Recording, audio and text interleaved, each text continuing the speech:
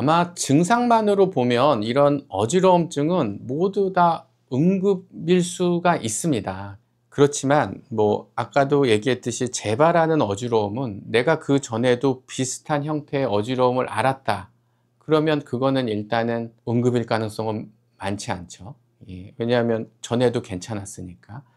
그렇지만 전에 그 어떤 형태의 예를 들어 이석증이 있었다 하더라도 이번에 생긴 어지러움증도 또 이석증이라고 볼 수는 없거든요. 그렇기 때문에 어떤 전문가의 판단이 필요합니다. 그렇지만 특히 만약에 두통이 심하거나 의식이 떨어진다. 이거는 당연히 응급사항에 해당이 되고요. 눈이 안 보인다든가 눈이 두 개로 보인다든가 마비가 있다든가 말이 어눌한다든가 귀가 안 들린다든가 감각이 무디다든가 걸을 때 한쪽으로 계속 쏠린다든가 숟가락질이 안 되면서 조화로운 운동이 안 된다든가 이런 것들이 보일 적에는 이는 응급사항이라고 봐도 무방합니다.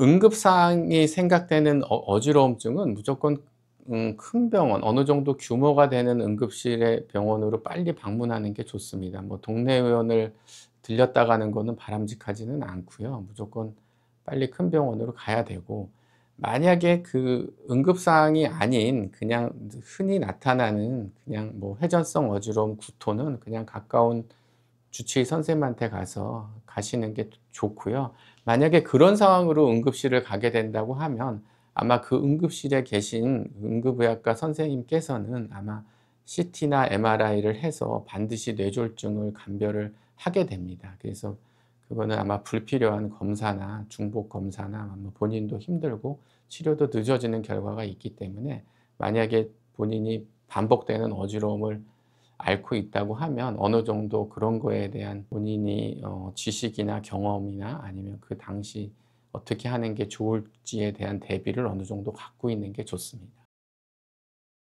그래서 재발하는 어지러움증의 가장 흔한 원인은 편두통입니다. 이거는 가장 환자분들이 이해를 못하는 질병 중에 하나인데요. 왜냐하면 이름 자체가 편두통이기 때문에 아니 왜 머리가 아프지 어지럽냐라고 얘기를 하실 수 있는데, 실제 편두통은 머리가 아픈 병이 아니고요. 전신이 다 아픈 병입니다. 그래서 편두통 환자들의 가장 흔한 증상이 두통일 뿐이지 두통만 오는 병은 아니고요. 두통만큼 자주 오는 게 어지러움증입니다. 그래서 내가 어떤 어지러움증이 비슷비슷하게 있다 없다 있다 없다 호전과 악화를 반복한다 그러면 그거는 어떤 병보다도 바로 편두통을 의심을 해봐야 됩니다. 그래서 만성 어지러움증의 가장 흔한 원인 중에 하나는 편두통인데, 이 편두통을 예방하기 위해서는 몇 가지 생활 습관이나 이런 것들이 필요합니다. 그래서 가장 중요한 게 규칙적인 생활이요. 규칙적인 생활의 핵심이 되는 거는 충분한 수면입니다. 그래서 수면을 방해하는 카페인 같은 것들도 자제하거나 아예 끊는 게 좋고요. 두 번째, 만약에 자기가 편두통 같은 경우는 유발 요인이 있거든요. 되게 흔하게는 피할 수 없는 스트레스도 있지만 냄새 같은 게 본인이 유발할 수도 있고요. 아니면 갇힌 공간 같은 거, 그리고 이런 것들이 유발할 수 있기 때문에 피할 수 있는 유발 요인이 있으면 그런 것들을 피하시면 되고요.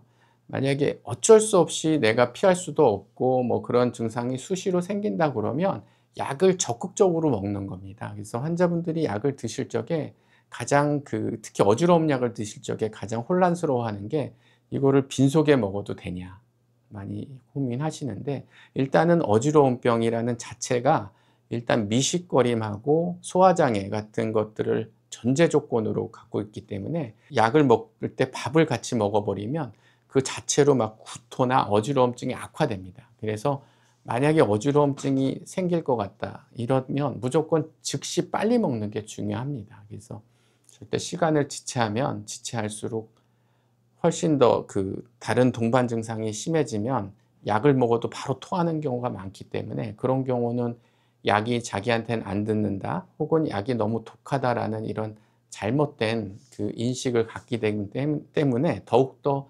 어지러움증을 치료하기가 어렵습니다.